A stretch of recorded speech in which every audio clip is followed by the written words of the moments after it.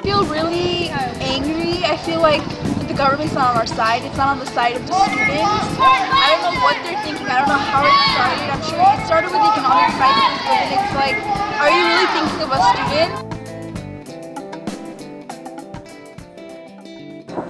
In a couple of ways. One, well, the budget cut. I was on the chopping block, so I got laid off. My classes got cut from over here. But also just noticing a very steady increase in class size. Not being able to add students when normally, as long as there were seats in the classroom, I was normally fine with adding as many students as wanted to take my courses. But in the last few quarters, and especially over the last year, we've been prohibited from adding any students.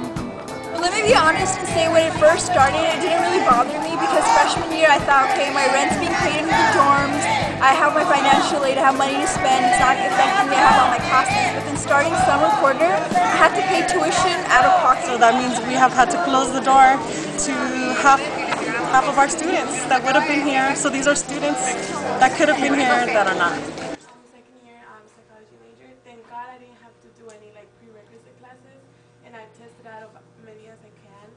But I still have my math 1 and 2, my English 1 and 2, and I haven't been able to fulfill any of those because they're not open. So in most of the other classes, like the ones on the bottom, like the last columns, a lot of them don't even exist, you know. So you have to go through each one and single one of them until you find one, and all of them have been closed. So right now I'm just taking 2 classes, and I'm paying, you know, for something I can't even take, and it's really hard.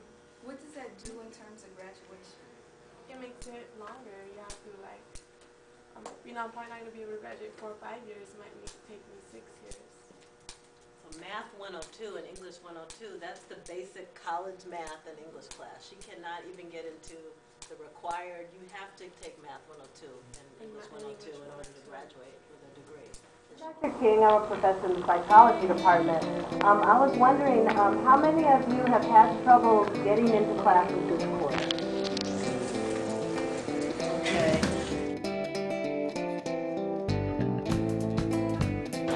First of all, on this campus, of all the places I've ever taught, I've taught at UC's, private, liberal arts, Cal State's, community colleges. Cal State LA has always been my favorite place. The best students at everything. And the one thing that's always disheartening to me is when people talk about any students as being apathetic or complacent and that's never been what I've seen. Students have been some of the most actively engaged people. Feeders got to go, hey, hey, ho, ho! Student feeders got to go, hey, hey, ho, ho! Student feeders got to go, hey, hey, ho, ho! Student feeders got to go! Let me just tell you something. I'm really upset about the situation. And I know that all of you are upset, but I don't want you to give up. I don't want you to allow the small sort of frustrations that are putting in your path to get in your way. I mean, look, most of us are from families, from groups and parts of the city where they disrespect us. Okay? I mean, generally speaking, we're not at the front of the totem pole, all right, top of the totem pole. But we all have to fight. And you fight collectively, you fight individually by not giving up, by taking the small obstacles that they put in your way and just smashing through them. So I hope that all of you are successful. I know you will be. You have to have more determination than you did a few years ago because of the obstacles. But you know what? You guys are the future of this state. You are going to be the leaders of the state. You're going to be the counselors. You're going to be the police officers, the probation officers, the professors, the poets. We need you all, so please fight and don't give up. Thanks.